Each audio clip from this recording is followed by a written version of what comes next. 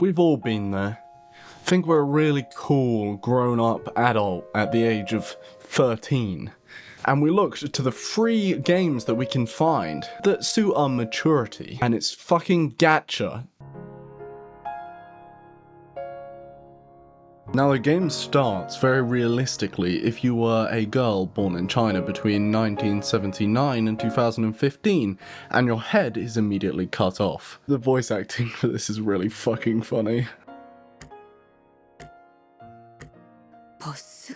Following this, some people turn up in a bus. The LIMBUS. No way. We get introduced to the basic combat mechanics, which no one can figure out even after years of playing. And everyone dies. I mean, I guess they did say that they would fight for me, not that they would win for me, but then someone who's clearly been smoking way too much pot arrives. Then we wake up in a bus and everyone who died is back.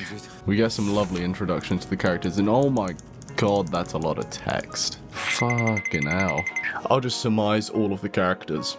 Alright guy, gambling girl, child forced to join, the quiet kid, ordinary, angsty, theatre kid, rich kid, fucking scary. Oh, that's not actually that much text. Step on me, smart woman, oxymoron there. I'm gonna get cancelled.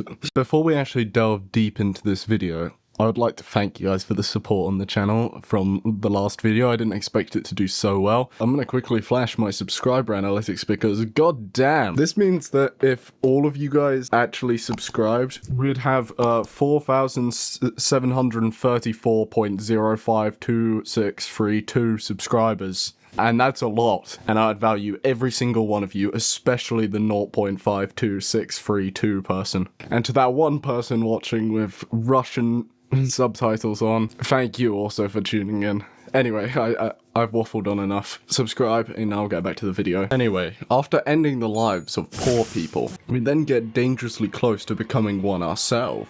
I mean, there's a battle pass and gacha. Oh my god, I gotta max out my credit card on this. Oh, I need the PNGs.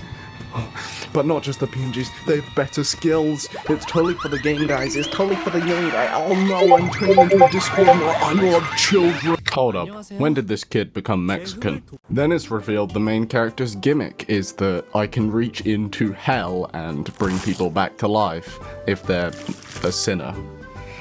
Yeah, I don't entirely understand it. So, naturally, immediately what the people do is fight to the death. Oh yeah, all these visual novel segments are just happening as we're casually beating up hooligans and feeding them to the bus. Honestly, I don't know who comes up with such ideas, but they need therapy. Much like this, dyed hair girl.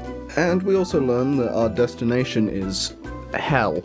But also not really, because we actually arrive at an abandoned hospital. Me and Post here, as usual. That's completely wrong. It's actually just an experimental facility. Me Post.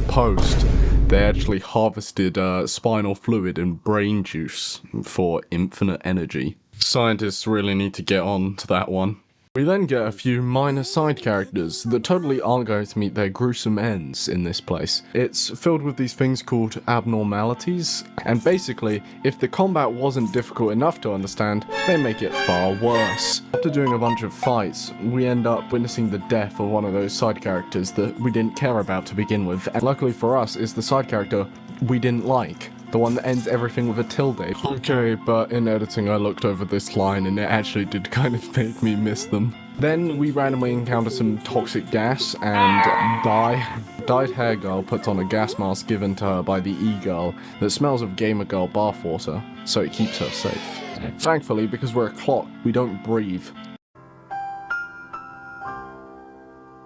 And then afterwards, despite at the very start of the dungeon being told, you can't bring people back, we bring everyone back. Then there was a boss, but thankfully, he was ugly, short, and had no friends, so he promptly killed himself. Randomly, as we were progressing, we went inside Gregor's memories. And if you don't remember who Gregor is, don't worry, I didn't. So we end up in a battlefield, and basically, we just have to farm a bunch of fights. Until eventually, we come up against an apple. No way, I'm a doctor, I'm gonna die. So we kill the apple, and then it turns into a corpse. And so we kill the corpse, and then it eats dyed hair girl, which I kind of saw coming. And then at last, after she's dead, we get what we came for, a golden twig. But no, terrorism. Oh, of course the quiet kid knows a terrorist. Oh, of course the rich kid knows a terrorist.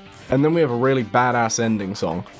But I turned music down to 0, so I actually didn't hear it, and I had to look it up later on YouTube.